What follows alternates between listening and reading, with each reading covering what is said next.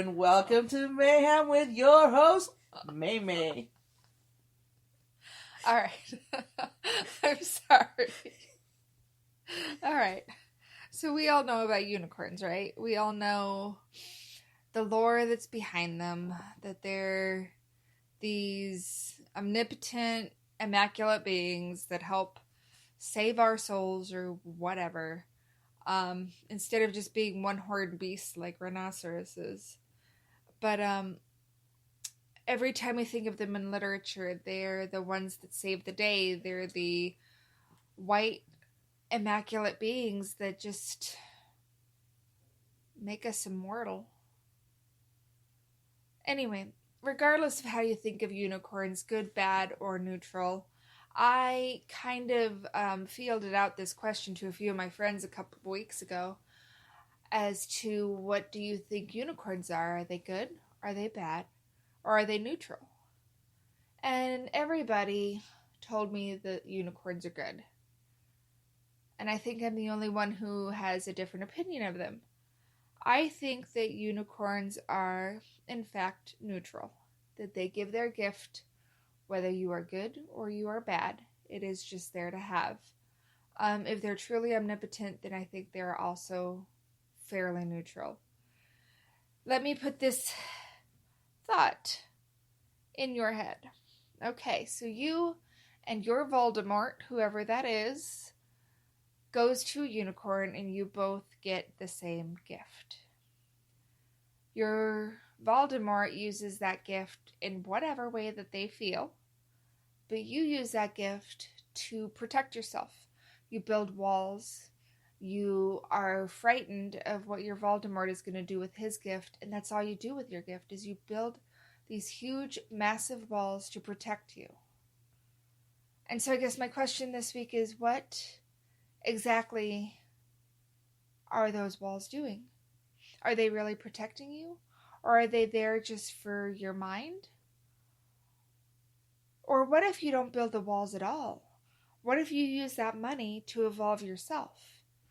To create empathy in yourself? To build yourself in the way that you see fit? And what if you build positivity into your life and start using that positivity to blanket everything around you, so that maybe at the end of the day, instead of it being you against your Voldemort, you and Voldemort can work together, and maybe you'll bring him around to your way of thinking. I don't know. It's just a thought. But that was a kind of a thought process that was going through my head last week. I was thinking about, what would I do if I had a huge gift from a unicorn? And I know in Harry Potter that that gift for Voldemort was immortality. But what if it's not necessarily immortality? What if it's just a gift? And what if that gift is really just our life? And how can we use our life to build up other people as well as ourselves at the same time?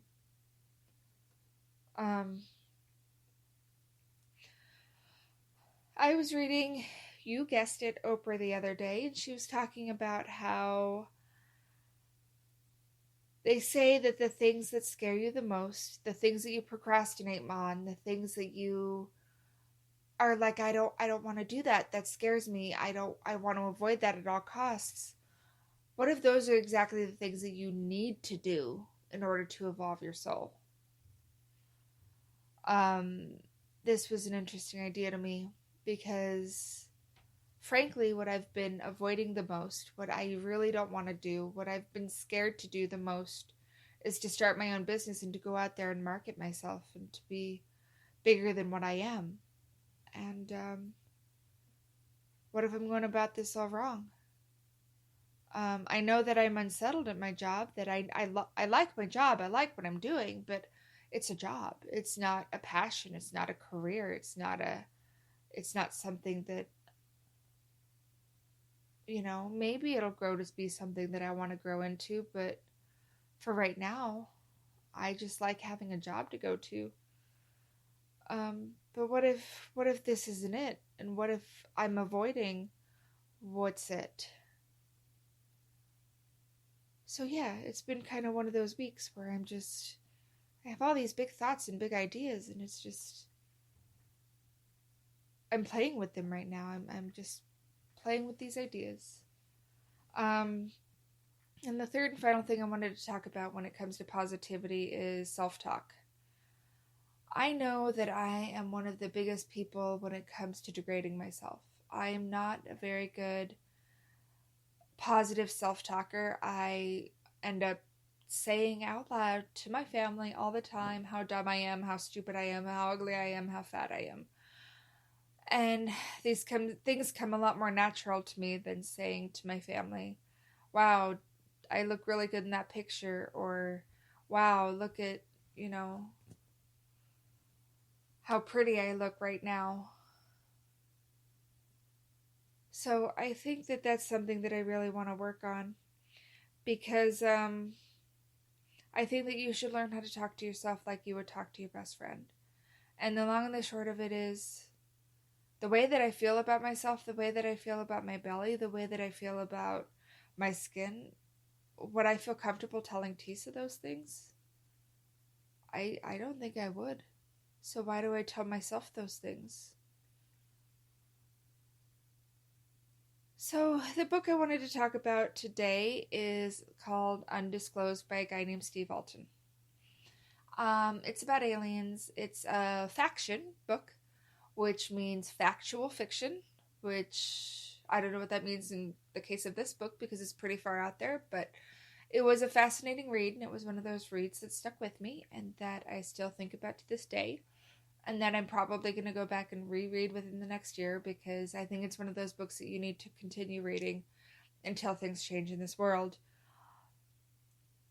That being said, the idea that this book has brought me to when it comes to positivity and when it comes to what we're talking about today is, what if we had the technology to save the world?